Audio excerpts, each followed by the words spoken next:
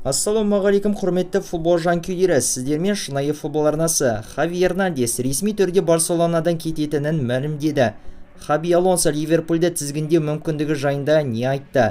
2029 жылы супер алтын доп жүлдесін кім жеңіп алмақ? Осы және өзге де қызыққа толы жаңалықтар біздің бүгінгі видеода. Бастамастан бұрын өткен видеода бізге ізгі ниеттерін білдіріп, қолдау көрсеткен барлық жазылушыларымызға ерекше алғысымды білдіргім келеді. Қазақ тілді футбол арнамызды қолдап, тіркелмеген болсаңыздар тіркеліп, видеоға лайк басып, белсенділік танытсаңыздар тамаша болатын еді. Ал олай болса, біз бастаймыз. Манчестер Ситидің сапында өнер көрсеткен жартылай қорғаушы Келвин Филлипс ресми түрде Вест Хэмнің сапына ауысты. Аталған ұжым футболшыны осы маусымның соңына дейін жалға алды. Және ақпараттар бойынша келісімге сәйкес кейіннен Вест Хэм клубында ойыншыны толыққанды түрде 40 миллион фунт қаржыға сатып алу мүмкіндігі қарастырылған. Мен осында екенім үшін өте қуаныштымын. Менің Вест Хэмге ауысуыма қатысты көптеген болжамдар айтылды. Және мен жұмыста қайта бастауға қашан кірісетінімді асыға күттім. Мұнда керемет команда жинақталған, деп жеткізген екен Филлипс өзінің орын алған трансферінен кейін.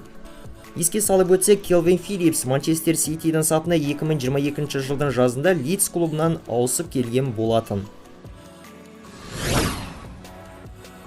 Мюнхендік Бавария клубы әзірге команданың маңызды ойыншыларының бірі Лерой Санемен жаңа келісім шартқа отыруға асығатын емес.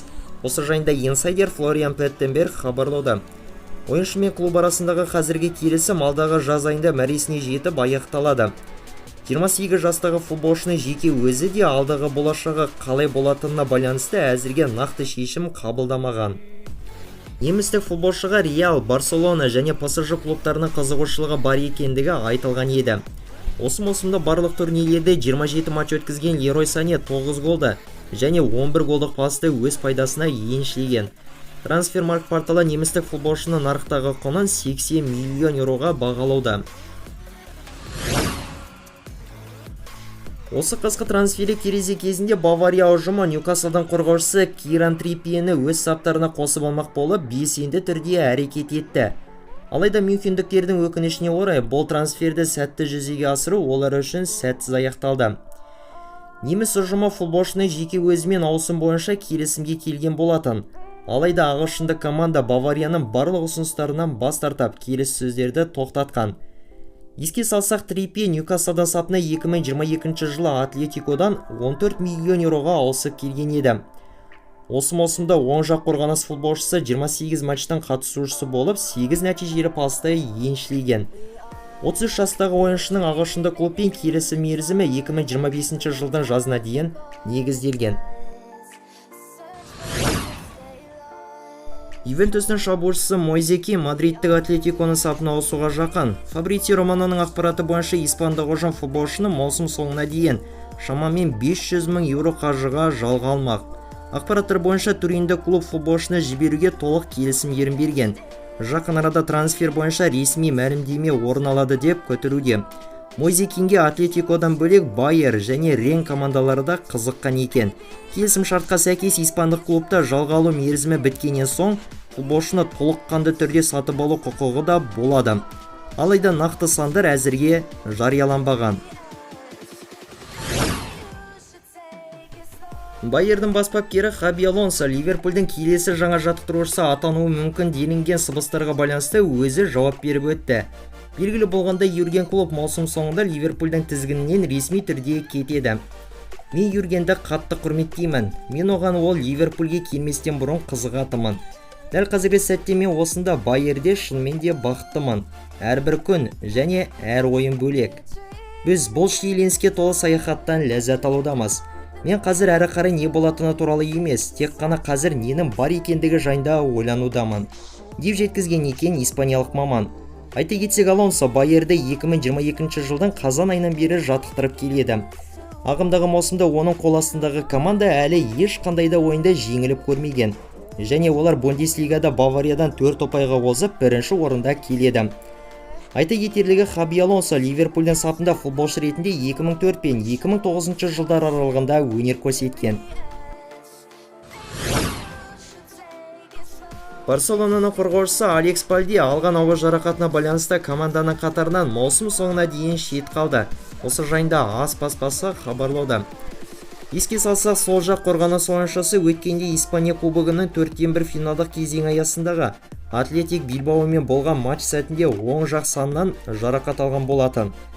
Жақын арада 20 жастағы ойыншыға ота жасалынбақ және одан соң емделіп қалпына келуі үшін шамамен 4 ай уақыт кетеді деп күтілуде.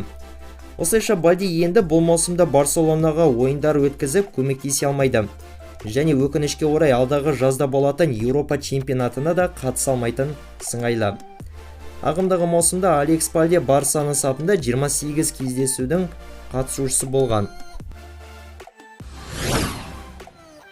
2022 жылғы алтын доп жүлдесінің жеңімпазы Карим Бензима Сауд Арабия чемпионатынан кету жағын ойластыруда. Осы жөнінде инсайдер Фабрицио Романо мәлімдеуде. Ақпараттар бойынша жақын арада француздық футболшы Аль-Иттихад клубы басшыларымен күрделі келіссөздер жүргізбек. Қазіргі кезде футболшы мен клуб арасындағы жағдай қиындау күйде. Тіпті осыған дейін футболшы саудиялық клубпен 10 күн бойы ешқандай байланысқа шықпағаны туралы айтылған болатын. Деректерге сәйкес Бензима Еуропаға оралуды қалайды, бірақ ол үшін оған өз жалақысын едәуір төмендетуге келісуге тура келмек. Алдында ғана футболшыға Манчестер Юнайтед, Челси, Арсенал, сондай-ақ Лион командалары қызыққан еді. Алайда ешқандай да нақты келіссөздер байқалмады. Бензиманың Аль-Иттихад клубымен келісім шарты 2026 жылдың жазына дейін жарамды. Френс футбол соны 1989 жылдан бері алғаш рет супер алтын доп жүлдесін лайықты ойыншыға 2029 жылы табыстау жағын қарастыруда. Айта кетерлігі, аталған жүлденің жалғыз жеңімпазы Реалдан бұрынғы аңыз ойыншысы Альфредо Ди Стефано болып табылады. 1989 жылы табысталған бұл ерекше марапатқа Йохан Кройф және Мишель Платини деген секілді футболшылар да үміткер болған. Алайда дауыс беру нәтижесі бойынша Ди Стефано жеңімпаз атанған. Көпшіліктің пікірі бойынша 2029 жылы үздік футболшыға табысталатын супер алтын доп жүлдесіне Лионель Месси басты фаворит болып саналуда. Сарапшылар аргентиналық шабуылшының жеңіске жету мүмкіндігін 80%-ға бағалап отыр. Ал оның басты бәсекелесі Криштиану Роналдудың жеңіске жету мүмкіндігі 16%-ға бағалануда. Айтып өтсек, Лео Месси алтын допты 8 рет жеңіп алған. Ал Роналдудың еншісінде 5 алтын доп бар. Барселонаның бас жаттықтырушысы Хави Эрнандес клубтың тізгініне маусым соңында кетеді. Бұл жайында жаттықтырушының жеке өзі кешегі Вильяреалмен болған өте сәтсіз ойыннан кейін айтып жеткізді. 30 маусым күні мен клубтан кетемін. Бұл шешімді мен клуб басшылығымен талқыладым. Барселонаға бағыттың ауысуы қажет болып тұр және мен бұны президентке түсіндірдім. Біз кездестік және арамыздағы әңгіме жақсы болды.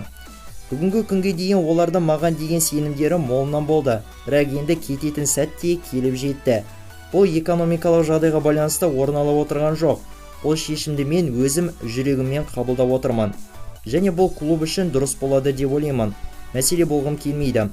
Біз бүгін өте сәтсіз ойын өткіздік және ойыншылар мұндай нәтижеге лайық емес, сондықтан да өзгеріс қажет. Мен шешімімді тіпті егер чемпиондар лигасын жеңіп алар болсақ та өзгертпеймін. Деген екен Хави клубтың баспасөз қызметіне жеткізген сұхбатында. Команданы 2021 жылдан бері жаттықтырып келе жатқан бапкер осылайша ешкім күтпеген шешімді қабылдап отыр. Бір қызығы осының алдында Юрген Клопп та Ливерпульден кететіндігін ешкім күтпеген тұстан ресми түрде мәлімдеп жеткізген болатын.